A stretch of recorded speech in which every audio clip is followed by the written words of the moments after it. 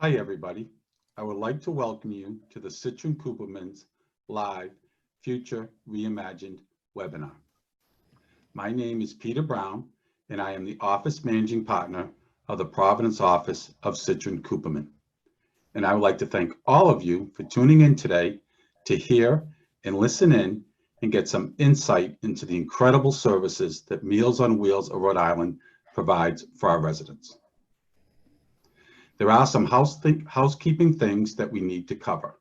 So to get that out of the way, there is a Q&A button at the bottom of the screen. If you have any questions, there is a chance we'll get to a few of them at the end, so I invite you to ask them.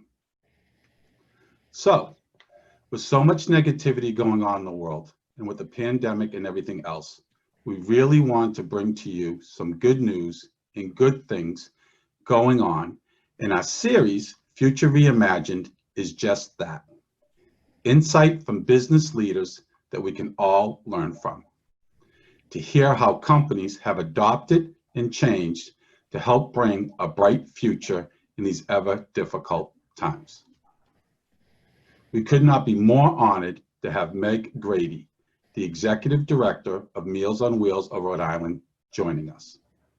What I'm going to do now is turn it over to Amber Auburn.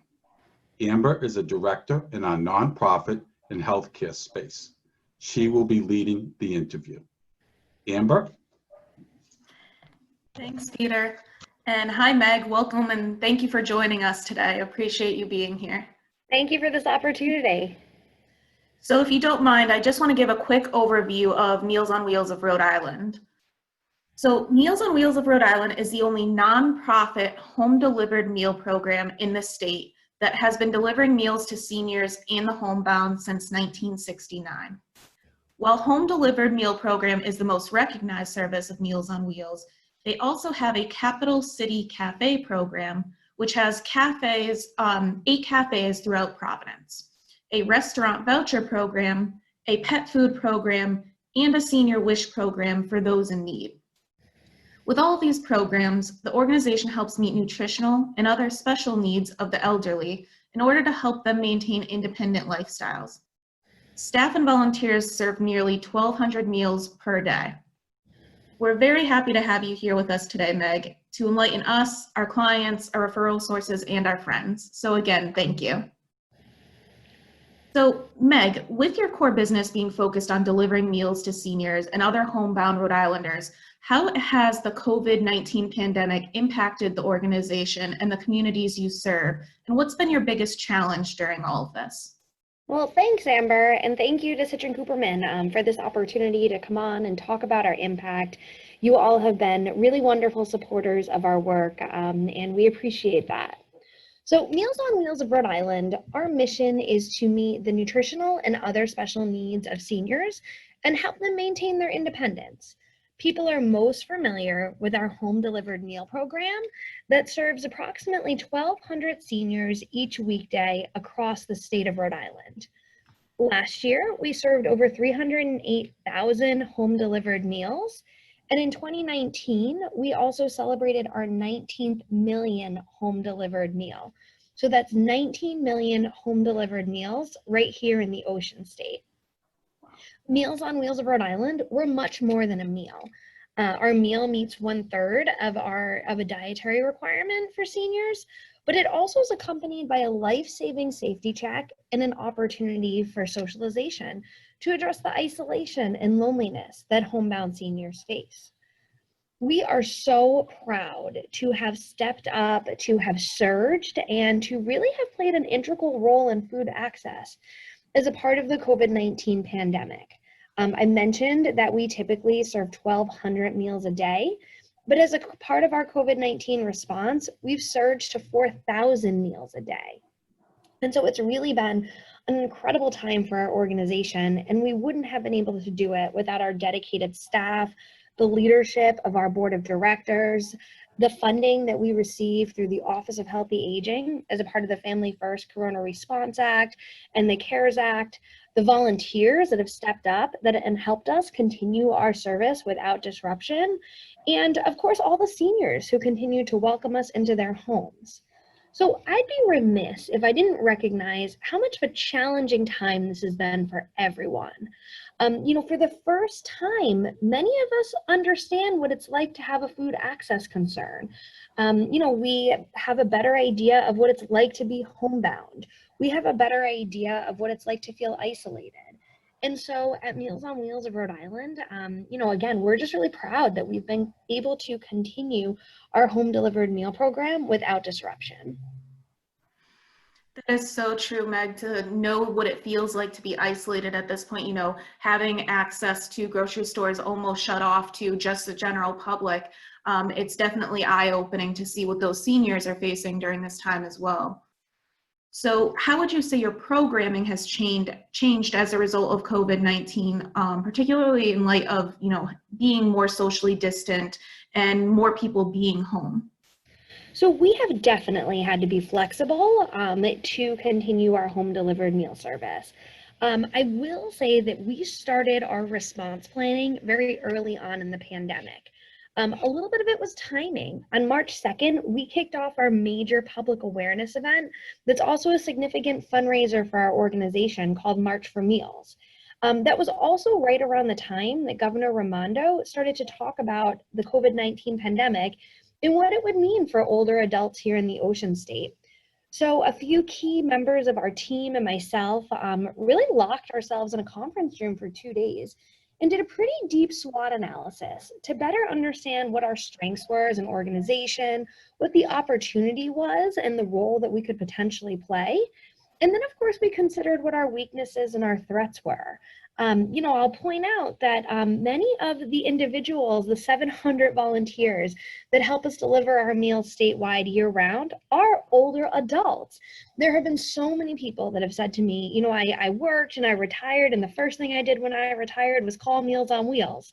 Or other people have said, I retired, and my wife said, I'm not going to have you hanging around the house. Please call Meals on Wheels. So we had to think about knowing, that we have an older adult population, how we could continue to serve. So we immediately put out a call for volunteers, and we are so incredibly grateful that over 500 people responded to help us deliver meals during a very challenging time in our environment. We have had significant protocols in place right from the start. We were screening seniors for symptoms related to COVID-19 to help keep them safe in their homes, but also help keep our staff and our volunteers safe. We encouraged frequent hand washing, use of hand sanitizer, and then we practiced social distance as a part of our meal delivery. So I mentioned, our meal delivery is a safety check. It's also an opportunity for socialization. We worked with our volunteers to say, so how do we do that at a 6 feet distance? We worked with our clients to put their phone numbers on the route sheet so that if they were having issues coming to the door or needed an extra minute, we could reach them via phone. But as a part of our safety check, we made sure that we either saw or heard our seniors at every meal delivery. Sanitizing vehicles was huge, wearing masks, the list goes on and on. We had regular communications with our volunteers and our seniors. Over the next couple weeks, we'll be distributing over 15,000 masks to our clients. Our clients are homebound, so they're not always able to easily procure materials. So it's just another precaution that we're taking to keep everyone safe and to continue our home delivered meal program. That's a great reminder too. Your home delivered program really isn't just about delivering meals to seniors, but also that safety check and that check-in with them too, which many seniors may not have someone that can do that on a regular basis. So it's nice that a program out there exists like yours that can do that.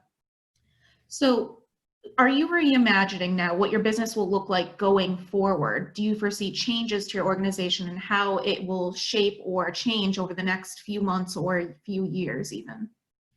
Amber, that's a great question because in 2019, we celebrated our 50th anniversary. So that's 50 years of impact here in the Ocean State. And so it was in 2019 that we started conversations thinking about what does our organization look like in the future? How do we prepare? And what we really did was take a hard look at how we could be more modern as an organization, how we could be more innovative in our work, how we could leverage technology to find efficiencies in what we do. So it was almost like when COVID-19 happened, we were slightly prepared because we'd done that internal analysis of what we needed. But we know here in Rhode Island, we have an aging population. We are going to add 100,000 seniors to our population in the next 10 years. And we know that residents here in Rhode Island tend to be a little bit older than in other places in the country. So at Meals on Wheels, we're consistently serving individuals in their 90s and 100 years old that are still living happily and safely in their homes. So we have to be prepared for the aging population. And then with COVID-19, we really saw a great need. Many seniors weren't able to get to their senior centers. They were staying home to practice social distance. Maybe they have a co-occurring health issue, and so it really made sense for them to be home. And so we received far many more calls for home delivered meals than we typically did. And we know that that need's not going away. So when we look into the future, we think about how we can raise more money so that we can serve more meals. A lot of people don't know that 25% of our agency budget is made up of fundraising. Those are donors that support our organization, corporations, sponsors. We typically have a big fundraising event at the end of the year. So we need to think about how we raise more money to be prepared for the aging population. We also need to think about different ways that we can do our work. Can we leverage technology? Can we add efficiencies? And so COVID-19, although it's been a challenging time, has really shown us we do have the capacity to surge. We have the capacity to leverage a very strong system. And I think that people understand and appreciate our work now more than ever. That's great. And I mean, I know we talked about the future there, but 50-year history, that's tremendous. Can you talk a little bit about your 50-year history and how you moved, over the years from that to where you are today? Well, it was Joseph Brown who founded Meals on Wheels of Rhode Island in 1969. He was a community leader who was also part of the Gentrology program at the University of Rhode Island.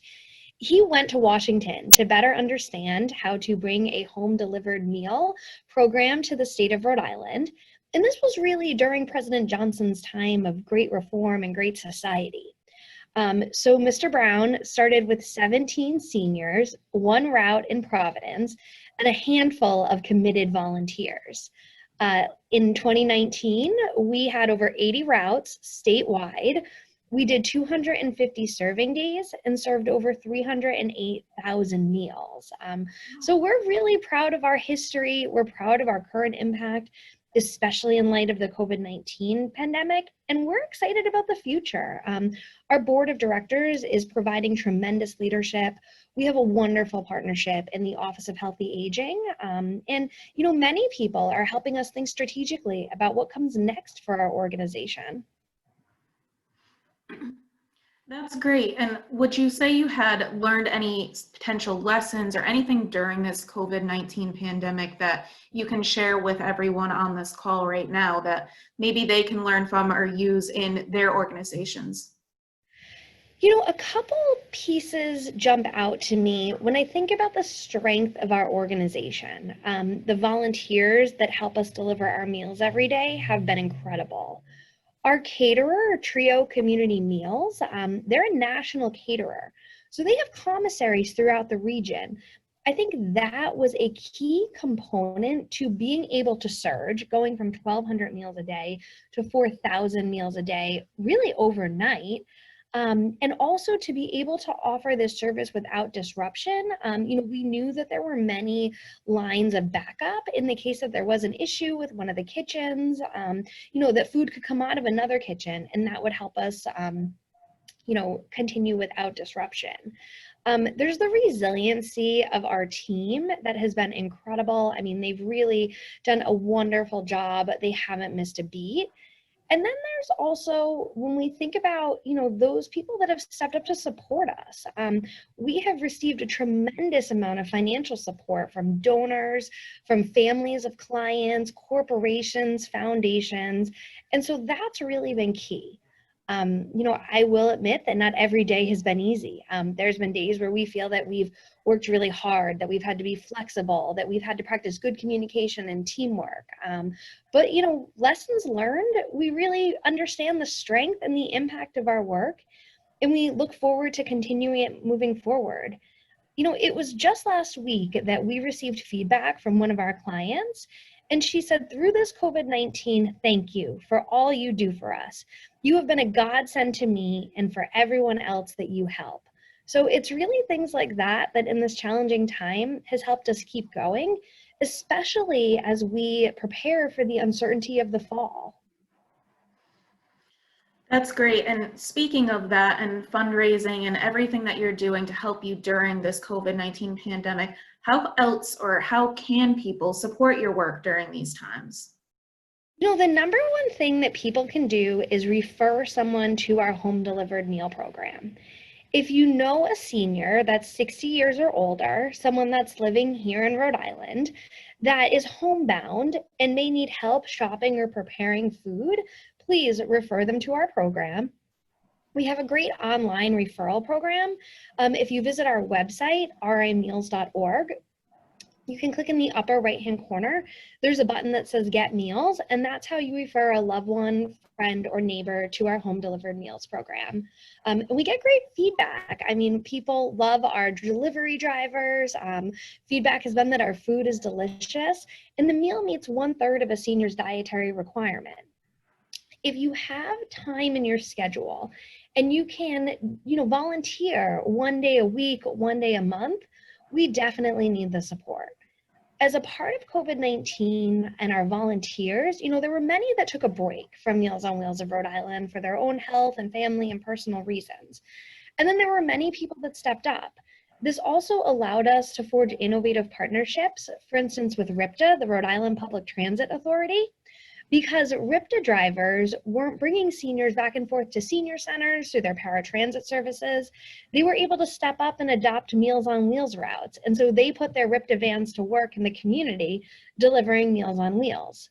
There was also AAA Northeast. Their driving instructors weren't doing driving instructing. So they picked up 5 different routes throughout the state, helping us deliver home delivered meals. But as business starts to get back to usual, we now need help. We still have volunteer routes that we need to fill, especially in the Pawtucket area, Cranston, Westerly. So if you can volunteer, it's a lovely experience. And we want you to go on our website, and there's more information under the Get Involved tab. And then last but not least, if you can make a donation to our work, we need it now more than ever. A home delivered meal costs about $7.41. That's the all-inclusive cost of the meal. So if you want to support us, it's a great way to start, to go to our website and to make a contribution of $7.41. If you can do more, $35 would sponsor a week of meals for a senior. And if you really want to think big and be inspirational to our work, you could think about making a $2,000 contribution that would sponsor 1 year of meals for a homebound senior. And that website, let me throw that in there, is rimeals.org. You can also find us on Facebook and on Twitter. That's great. Thank you, Meg, for joining us today. I will turn it over to Peter to see if there's any questions from our panel or our group over here. I think you both did a terrific job in inspiring Meg to listen about Meals on Wheels, and the fact that you have 80 routes and you deliver close to 4,000 meals is just absolutely tremendous. I do have a couple questions that came in. There is one about the safety check, Meg. Can you explain to us maybe the experience of how that safety check works in coordination with you delivering meals? Absolutely. So like I said earlier, Meals on Wheels is much more than a meal. It's a life-saving safety check and also an opportunity for socialization. So 2 weeks ago in Pawtucket, there is a woman who was wheelchair bound, who had actually, I think, was like maybe getting something in her closet, and she actually had fallen in her closet. She did not have her cell phone with her, and her life alert wasn't working. And so the next day, when the Meals on Wheels delivery driver, brought the meal to her home and she didn't come to the door, he said, something's not right here. And so the door was unlocked and he just kind of gently pushed it open and he could hear her calling for help. When he found her in her closet, she was severely dehydrated and in need of medical attention. And so he actually dispatched EMS. And, the way that she describes it, Meals on Wheels of Rhode Island saved my life. And so that's just one of the many instances of how our meal is much more than a meal. It's also a life-saving safety check. And then when you think about the importance of what we do, we help seniors stay in their homes. So there's a whole economic case to be made. The safety check is a piece of what helps seniors stay in their homes. And if you think about a week of Meals on Wheels, the all-inclusive cost being somewhere in the range of $35, and then you think about that in comparison to a week in assisted living or a week in a nursing home, what we do helps save the state of Rhode Island money in Medicaid and Medicare spending. Excellent. Meg, I did get a couple questions on how people volunteer. I do know that you covered that in answering Amber, but can you just go over that one more time, please? Absolutely, yeah. So 1 day a week, 1 day a month, it really depends on what our need and what your availability is. There's no special training or anything. We provide that all to you. So the first thing you want to do is visit our website at rimeals.org. We also have a Google link, a Google form on our Facebook page. So you can go ahead and fill that out. It's just your name, your contact information, and your availability. What happens then is that somebody here from Meals on Wheels of Rhode Island will give you a call and kind of talk through the experience, provide some remote training, and then we'll get you on the road. And, our volunteers truly love what they do. Excellent, excellent. Well, thank you, Meg, for joining us. You've been absolutely phenomenal. Our next future Reimagine webinar will take place on September 16th. Please be on the lookout for an invite, and we thank you all for joining.